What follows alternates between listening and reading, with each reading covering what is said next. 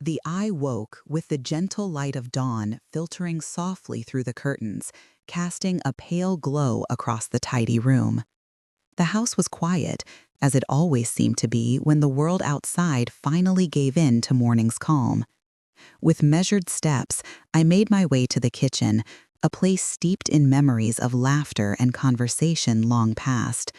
The old coffee pot hissed as it brewed, its familiar murmur a small comfort in the routine I had crafted over the years. For decades, this house had been my refuge. My late husband and I built this family business with hands calloused from hard work and hearts filled with hope. It was more than a company. It was our legacy, a testament to everything we had endured and achieved together. I often found strength in tending to the day-to-day operations, checking ledgers and overseeing the small details that kept the company alive. Though the world changed around us, within these walls, the heart of the Hartman family beat steady.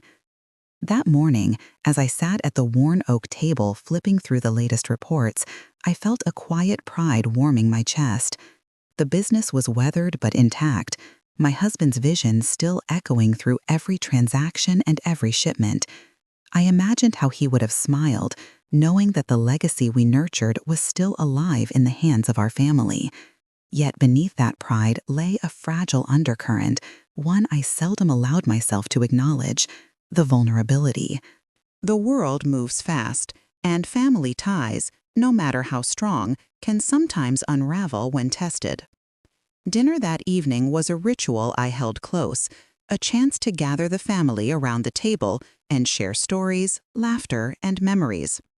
Daniel, my only son, had a confident air about him as he joined us, his wife Sarah beside him. The couple's ambitions had always been clear, but I had hoped my steady presence would remind Daniel of the values we cherished. Tonight, however, something in his glance felt different, colder, sharper.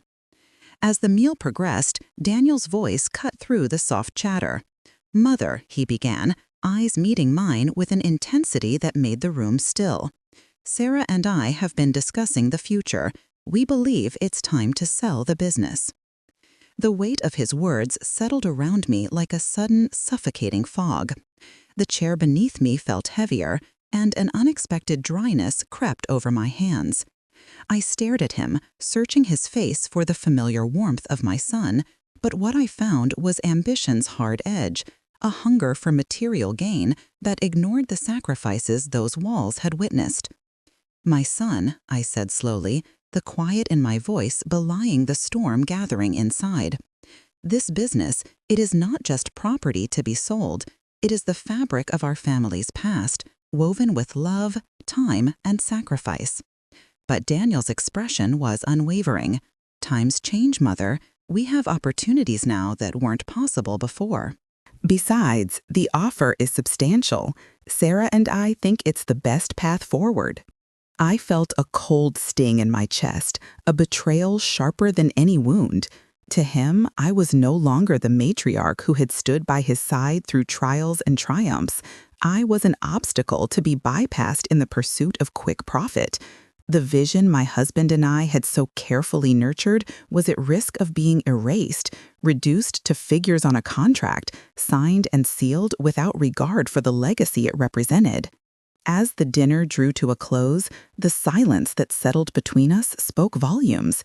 I excused myself, retreating to the quiet sanctuary of my study, the room lined with memories and echoes of a time when families stood united. I touched the worn cover of the ledger that held the company's early days, each page a testament to late nights and early mornings, to struggles that had forged bonds not easily broken. My heart ached, yet beneath the pain, a seed of determination began to take root. This was more than a business threat. It was an attack on everything I held dear, on the quiet strength that had sustained me through decades of hardship. And though my spirit felt bruised, I understood that this moment marked the fracture in our family's foundation, one from which neither I nor the company could recover without a fight. In that stillness, I realized that the path ahead would be fraught with conflict and sorrow. But deeper still, there was a flicker of something I had not felt in years: a fierce resolve to protect what was rightfully mine and to honor the memory of the man who had entrusted me with this legacy. The night pressed on, but sleep eluded me. I sat by the window, gazing out as the moonlight bathed the silent streets, thinking of the years that had passed and the future that now seemed uncertain. The familiar outline of the business headquarters loomed in the distance, a symbol of all I loved and all I was prepared to defend.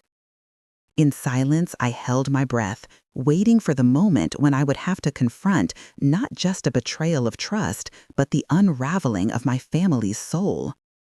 The quiet of the night stretched endlessly, yet I found no rest.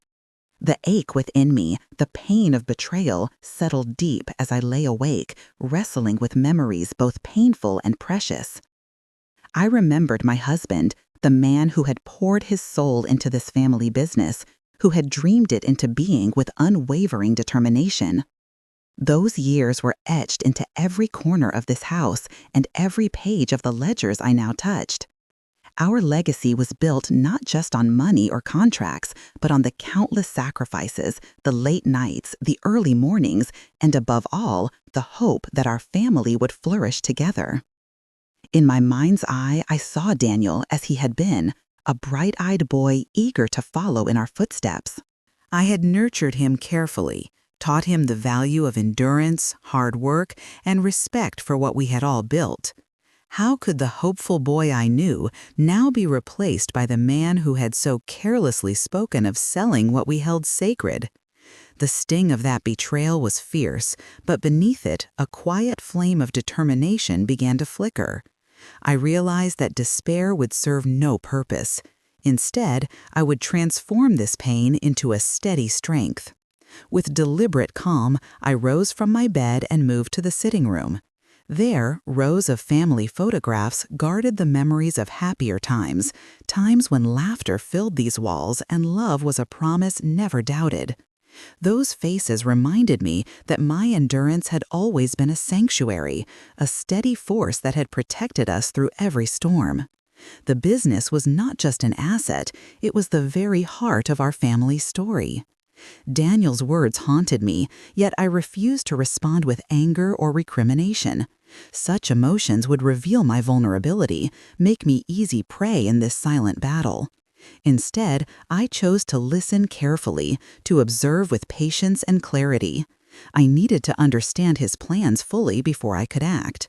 Slowly, I gathered every fragment, a whispered conversation here, a hidden email there, that spoke of their certainty to rewrite our family's future without me.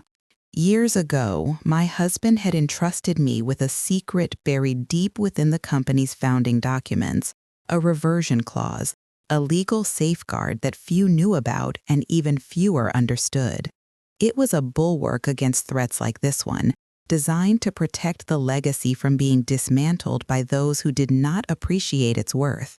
I had kept this knowledge close, not as a weapon, but as a promise to myself and the man I loved. Now, that promise was all I had. As days passed, I watched Daniel and Sarah with keen eyes. The meetings held behind closed doors, the hushed tones given to their conspiracies, they revealed a confidence born of entitlement rather than respect. They viewed the business as an object to be liquidated, a path to quick gain. Yet beneath their plans, I saw cracks, a lack of understanding of what they truly sought to destroy. At night, I walked the garden beneath the ancient oaks, the soft moonlight casting long shadows between the trees. The world seemed to hold its breath with me, reminding me that time and patience were allies in this fight. I thought of the strength my husband carried, the quiet resilience that had built this family and this business. I resolved to embody that strength now. Returning to my study, I found my pen and notebook and began to write steadily. This private ritual, long neglected, became a lifeline. In those pages, I poured out my fears and frustrations, but most of all, I carefully sketched plans, silent declarations of my will to protect what was mine without exposing myself prematurely. To all appearances, I remained the steady matriarch, but beneath the surface, I prepared my quiet resistance. The house felt strange in those days, echoing with absence and subtle tensions. Daniel's rooms were empty more often than not, and Sarah's polite smiles carried an edge I could not ignore. A gambit in a game neither of them yet fully understood I intended to win. I realized that betrayal often comes disguised as civility, its true weight hidden behind convivial words and charming facades.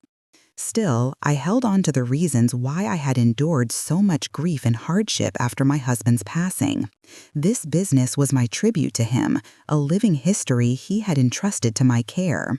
For Daniel or Sarah to sell it without my consent would be a violation not just of property, but of trust and memory. Sleepless nights brought clarity and steady resolve.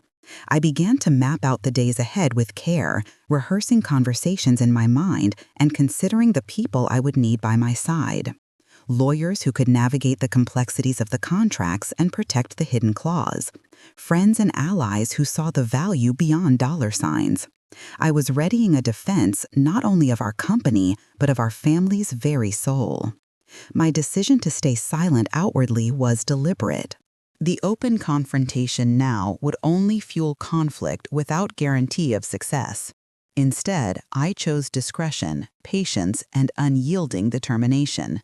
Daniel's certainty blinded him to the depth of my resolve and to the secret power I held within the company's legal framework. Each memory of sacrifice, late nights balancing books, quiet talks with my husband, unspoken promises to uphold the family values fueled the fire inside me. Daniel saw only numbers and contracts. I saw a legacy, a bond stretching across generations. This inheritance was not for sale. Weeks slipped by under this quiet tension. Every day I wore a mask of calm while quietly gathering strength. My plans, though hidden, grew in clarity and precision. No one guessed the storm forming behind my gentle exterior. In this silence, I discovered something I had long forgotten, a power born from endurance, from quiet suffering, and from love's steadfast pulse. It was in that stillness that I found my courage to fight for what was mine. Daniel had underestimated me, and soon he would learn that some legacies cannot be sold or broken, they can only be honored. The battle ahead would be long and painful, but I was ready. More than ready. I was determined to reclaim the heart of our family story, piece by piece, in silence and strength. The morning light found me already at my desk, the worn leather chair creaking beneath me as I settled into the task ahead. The ledger lay open, its pages filled with decades of numbers and dates, each entry a testament to the labor and love invested in our family business. This legacy was fragile, a living thing that required my care and attention. Now was not the time for hasty decisions. The battle ahead demanded precision, patience, and a well-crafted plan. I began by gathering every piece of information I could find, financial records, board meeting notes, emails, anything that might reveal Daniel's intentions and uncover vulnerabilities in his scheme. Hours blurred into days as I pored over contracts, searching for the reversion clause hidden in the company's founding documents.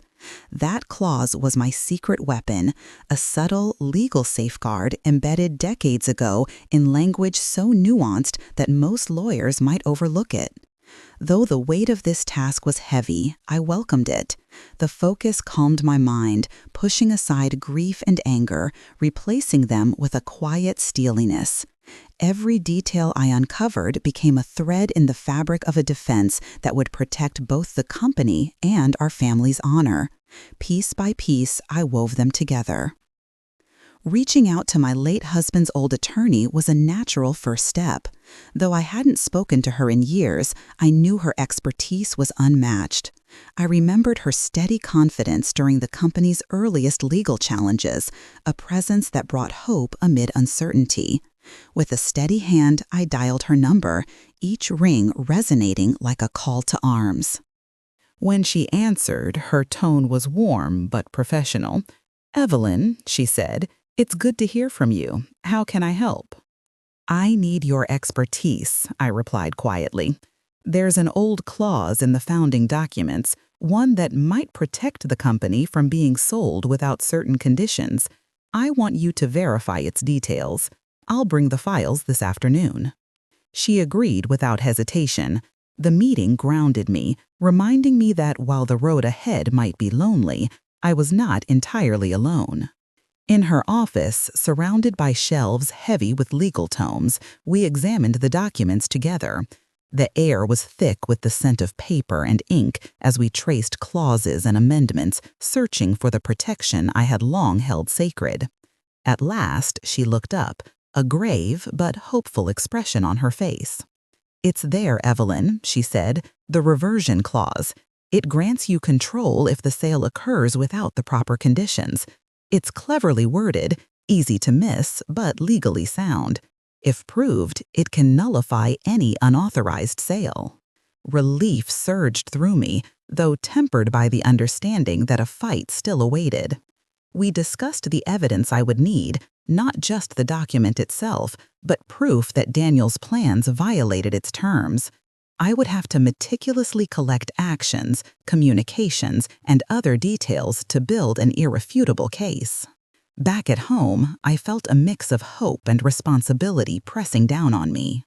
I became a silent archivist, quietly combing through company emails, board notes, and financial records. Each message I uncovered, subtle reference I noted, painted a clearer picture of Daniel's disregard for our shared history. His confidence in his plans was brash, his belief that he could override the past absolute. Yet I kept my silence. No confrontations, no accusations. Instead, I filed every piece of evidence in neatly labeled folders, my calm exterior masking the storm beneath. I was gathering strength and proof, preparing for the moment when I could show Daniel that his ambition was misplaced. The house grew heavy with unspoken tension. Sarah's polite, practiced smiles carried sharp undercurrents, her eyes flickering with calculation. Daniel remained oblivious. They believed their plot was veiled behind polite negotiations. But I was watching, waiting, preparing. My solace came in small acts, walking among the garden's fading blooms, the roses my husband had planted years ago. Though the petals drooped with the changing season, their resilience inspired me. Life endures, even when the outlook seems bleak. Immersed in routine, I began drafting legal documents to activate the reversion clause. Every word was weighted with care, a precision honed from years of watching the legal system's intricate dance. These papers were not mere ink on parchment. They were an assertion of my right, a reclaiming of identity and honor stolen from me. My days passed in focused study and reflection. Each confirmation I found, whether a suspicious meeting or a secret email, tightened the noose around Daniel's plans. My confidence grew, a quiet flame burning steadily in the depths of my heart. But knowledge alone was not enough. I prepared myself for the secondary battle, anticipating Daniel and Sarah's reaction once they learned I was no longer a passive observer. Would they resist with desperation, crumble under pressure, or fracture beneath the strain of our conflict? The questions lingered as I steeled myself for the confrontation ahead. Despite the tension, I maintained my exterior of calm during family dinners and company meetings. The hardest battles are often fought in silence, and I was a master of patience and discretion. Every word I chose was deliberate, every action measured. The greatest power sometimes lies in the quietest hands. One afternoon, I found myself alone in the office, a place that had increasingly become contested ground. Papers and legal pads cluttered my desk, chaos woven with planning. My fingers traced the polished wood, feeling the weight of years of hard work beneath my touch. This was my realm, my inheritance. I would not relinquish it without a fight. In the stillness, I drafted letters to board members, preparing to update them discreetly without provoking unrest. I wrote notes to my attorney, requesting additional research on similar cases and precedents. It was no longer just about business. It was about justice, respect, and reclaiming the story Daniel sought to rewrite. Though the plan was far from complete, one truth was undeniable. I was no longer a bystander. I was the architect of my family's future, a guardian of a legacy forged in love and endurance. With each careful step, the spirit of my husband and all we had built lived on through me. Outside, the sky darkened, clouds gathering like the unspoken threat of a coming storm. But inside, I sat unwavering, ready to face whatever challenges lay ahead. This was my inheritance, and I would defend it fiercely, with the patience and strength that had carried me through all of life's trials. The office was a refuge bathed in soft light, its quiet hum a contrast to the turmoil brewing beyond its walls. With every passing day, the space that Daniel had once claimed swelled with my careful preparations.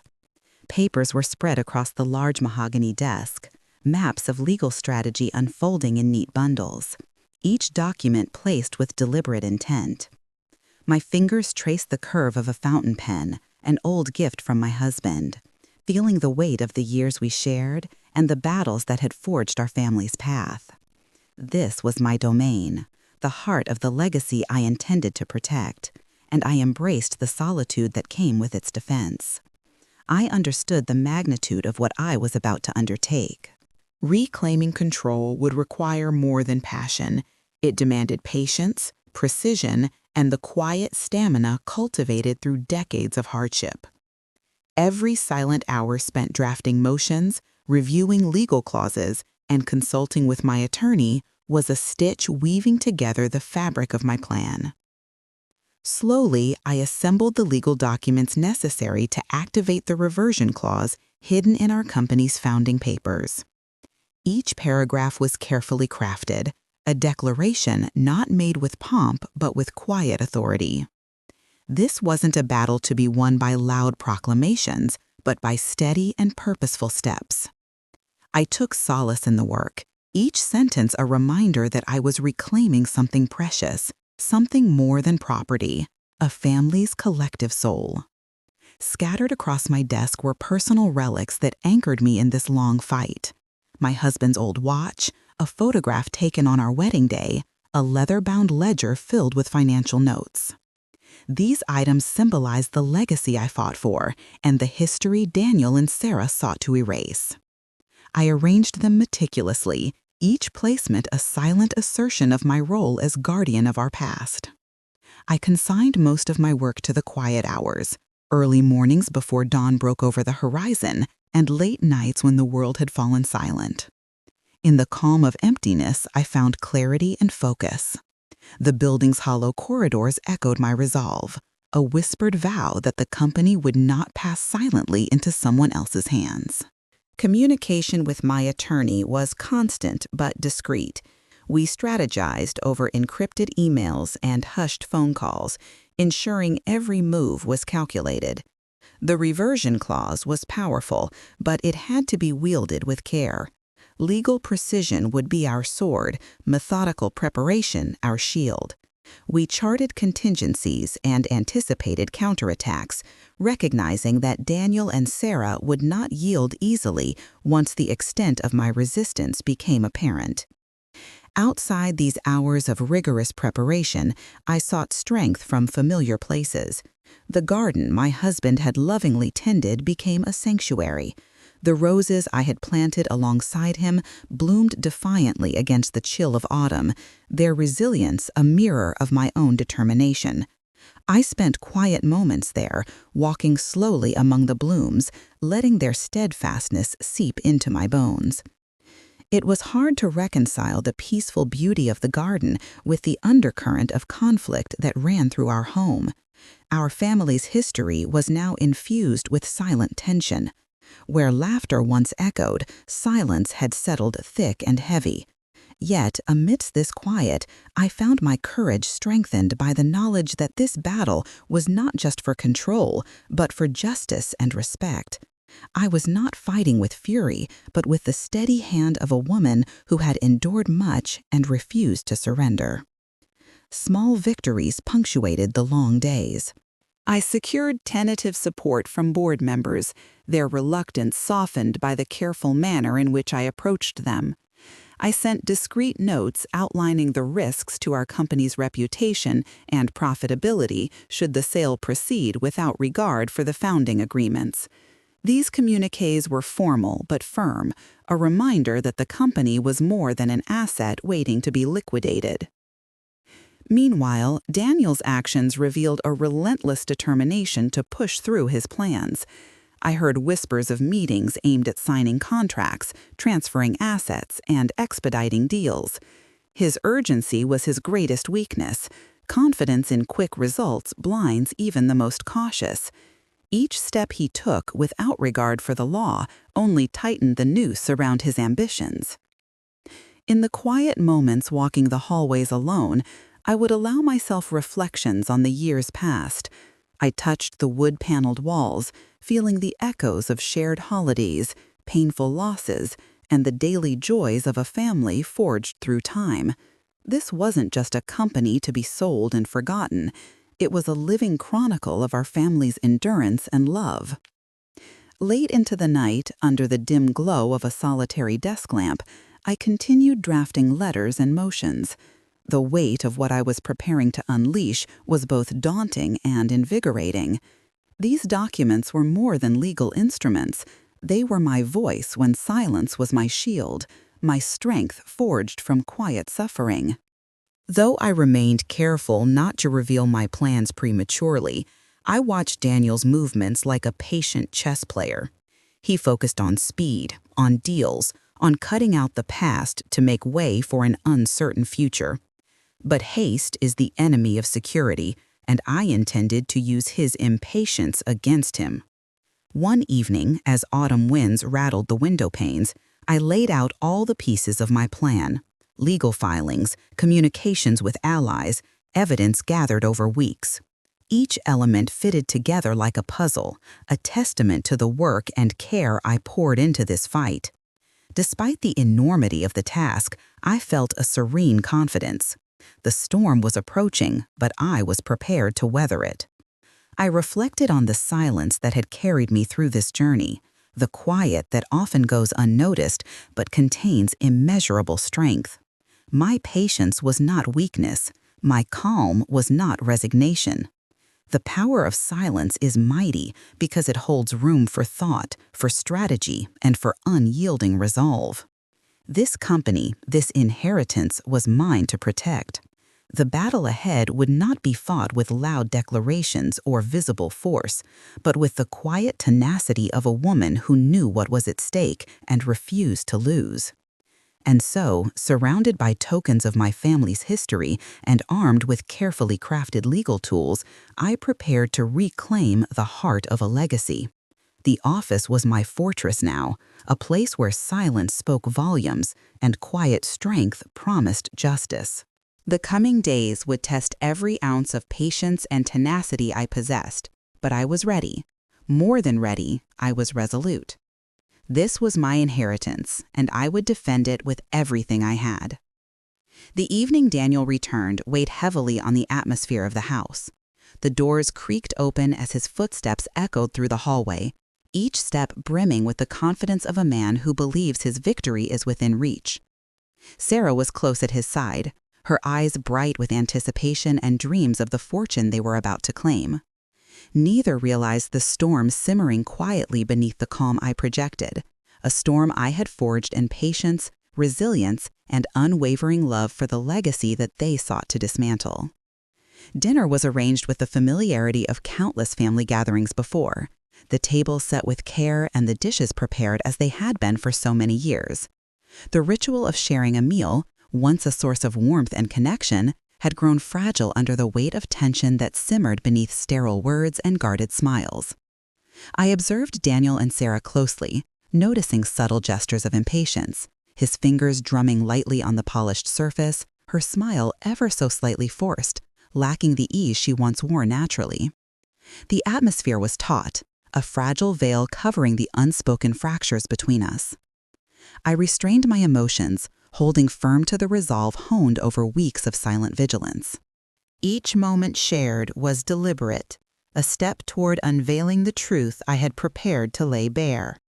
I gauged every glance, measured every word, knowing that the weight of the legacy I defended did not rest on outbursts or anger, but on quiet strength and precision. When the last forkful vanished and the room settled into expectant silence, I placed on the table a stack of documents I had labored over with meticulous care. The soft rustle of paper commanded their attention, curiosity replacing some of the confidence they carried in. I laid the papers gently before Daniel, watching as confusion flickered in his eyes, dissolving slowly into dawning recognition. "These are the legal documents invoking the reversion clause," I said steadily, my voice calm but resolute.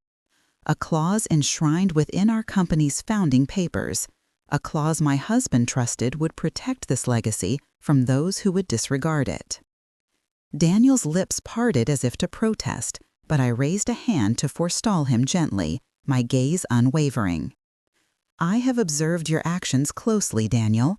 You and Sarah have set about selling the company without honoring the agreements that bind us or the history that built this family. This clause forbids such a sale without rightful consent. It is a guardian of our shared past." For a moment, disbelief contorted his usual air of certainty.